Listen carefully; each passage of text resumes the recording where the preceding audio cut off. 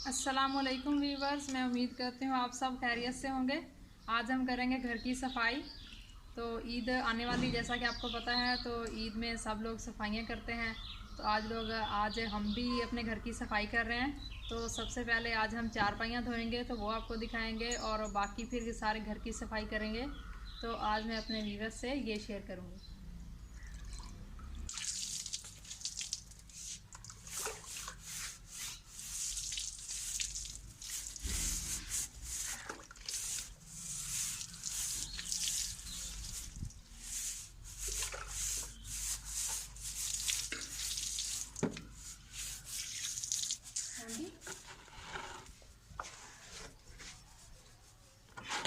बाल्टी में थोड़ा सा पानी लिया हमने, इसमें हम सरफ डाल देंगे। सरफ को अच्छे तरीके से इसमें हल कर लेंगे।